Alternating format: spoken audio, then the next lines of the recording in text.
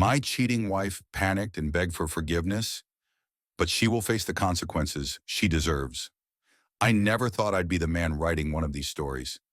I always believed in love, loyalty, and the sacred bond of marriage. But as it turns out, life has a twisted sense of humor, and I learned the hard way that not all vows are meant to be honored. My name is James, and for the past 8 years, I thought I had the perfect marriage with my wife, Rachel. We had built a beautiful life together, our own house, stable jobs, vacations every summer, and even talks of starting a family. Rachel was the love of my life, my best friend, the person I trusted with everything. But behind her warm smiles and affectionate words, she was hiding a secret that would shatter everything we had built. The signs were there, but I ignored them. Looking back, I realize now that the signs were always there. Late nights at work, unexplained absences, the sudden obsession with her phone, and the subtle but painful emotional distance between us. I chalked it up to stress, thinking that maybe she was just going through something personal. But my gut told me something wasn't right. Then I stumbled upon the truth in the most unexpected way. The discovery that changed everything. One evening, Rachel left her phone on the kitchen counter while she went to shower. Her phone buzzed multiple times, and when I glanced at the screen, I saw the message preview. "Last night was amazing. Can't wait to see you again, babe." My heart stopped. My hands trembled as I picked up the phone. My mind screamed at me not to look, but I had to know the truth. I unlocked her phone, something I had never done before because I trusted her. But trust is a funny thing. It can be misplaced. What I found shattered me to my core. There were dozens of texts, pictures, and even voice messages from a man named Mark, someone I had never heard of before. Their affair had been going on for months right under my nose. I felt like I couldn't breathe. My chest tightened, my vision blurred, and my world collapsed around me. How could she do this? To us? To me?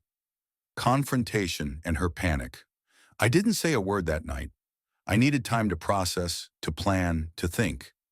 The next day, I took the day off work, went through all our financial records, our assets, and even reached out to a lawyer.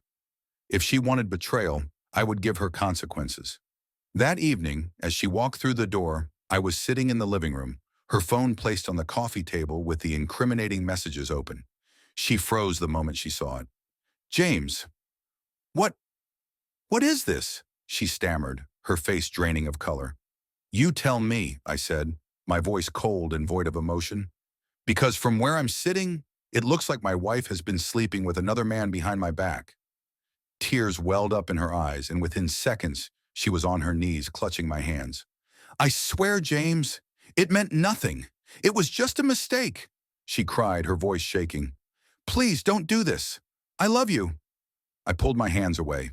"Love?" I scoffed. "Rachel, love doesn't lie. Love doesn't cheat. Love doesn't betray." She sobbed uncontrollably, begging, pleading for me to listen. But I had already made up my mind. The consequences she deserved, Rachel expected me to forgive her. She thought her tears and apologies would make it all disappear. But betrayal isn't something you can just erase. It leaves scars. I served her with divorce papers the next morning. She panicked. She begged. She promised to change. But I was done. Through legal counsel, I ensured that she wouldn't get a dime more than what was fair. Given that I had been the primary earner and the one who had invested most of the money into our home, I got to keep the house. She was forced to move out within a month.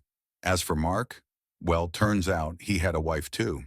When I sent her screenshots of their messages, she wasted no time in kicking him to the curb.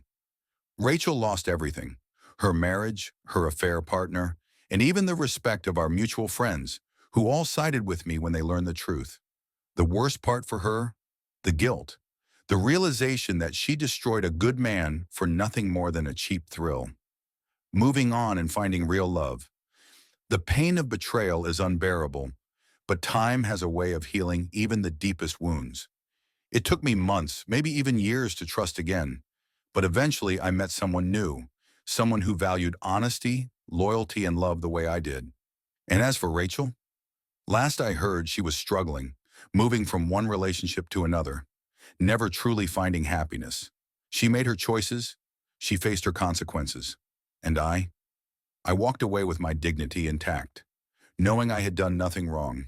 Because at the end of the day, karma doesn't forget, and neither do I.